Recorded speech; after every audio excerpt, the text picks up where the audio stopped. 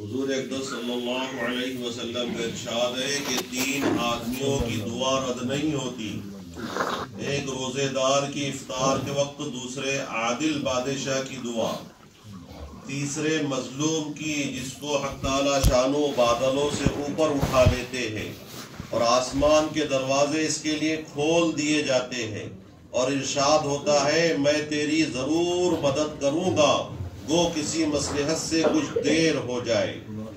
در منصور میں حضرت عائشہ رضی اللہ عنہا سے نقل کیا ہے کہ جب رمضان آتا تھا تو نبی کریم صلی اللہ علیہ وسلم کا رنگ بدل جاتا تھا اور نماز میں اضافہ ہو جاتا تھا اور دعا میں بہت عاجزی فرماتے تھے اور خوف غالب ہو جاتا تھا. دوسری روایت میں فرماتی ہے کہ رمضان کے ختم تک بستر پر تشریف نہیں لاتے تھے. ایک روایت میں ہے کہ حق تعالی شانو رمضان میں عرش کے اٹھانے والے فرشتوں کو حکم فرما دیتے ہیں کہ اپنی اپنی عبادتیں چھوڑ دو اور روزے داروں کی دعا پر آمین کہا کرو. بہت سی روایات سے رمضان کی دعا کا خصوصیت سے قبول ہونا معلوم ہوتا ہے اور یہ بے تردد بات ہے کہ جب اللہ کا وعدہ ہے اور سچے رسول صلی اللہ علیہ وسلم کا نقل کیا ہوا ہے تو اس کے پورا ہونے میں کچھ تردد اور شک نہیں ہے. لیکن اس کے بعد بھی بعض لوگ کسی غرض کے لیے دعا کرتے ہیں مگر وہ کام نہیں ہوتا تو اس سے یہ نہیں سمجھ لینا چاہیے کہ وہ دعا قبول نہیں ہوئی، بلکہ دعا کے قبول ہونے کے معنی سمجھ لینا چاہیے.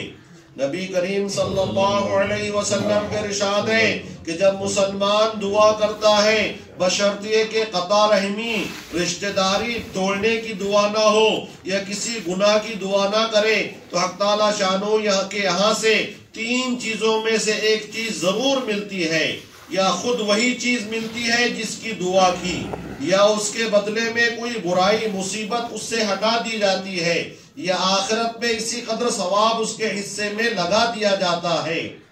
ایک حدیث میں آیا ہے کہ قیامت کے دن حق تعالی شانو بندے کو بلا کر ارشاد فرمائیں گے کہ اے میرے بندے میں نے تجھے دعا کرنے کا حکم دیا تھا اور اس کے قبول کرنے کا وعدہ کیا تھا، تو نے مجھ سے دعا مانگی تھی، وہ عرض کرے گا مانگی تھی. اس پر ارشاد ہوگا تو نے کوئی دعا ایسی نہیں کی جس کو میں نے قبول نہ کیا ہو. تو نے فلاں دعا مانگی تھی کہ فلاں تکلیف ہٹا دی جائے، میں نے اس کو دنیا میں پورا کر دیا تھا، اور فلاں غم کے دفع ہونے کے لیے دعا کی تھی مگر اس کا اثر کچھ تجھے معلوم نہیں ہوا، میں نے اس کے بدلے میں فلاں اجر و ثواب تیرے لیے متعین کیا. حضور صلی اللہ علیہ وسلم ارشاد فرماتے ہیں کہ اس کو ہر دعا یاد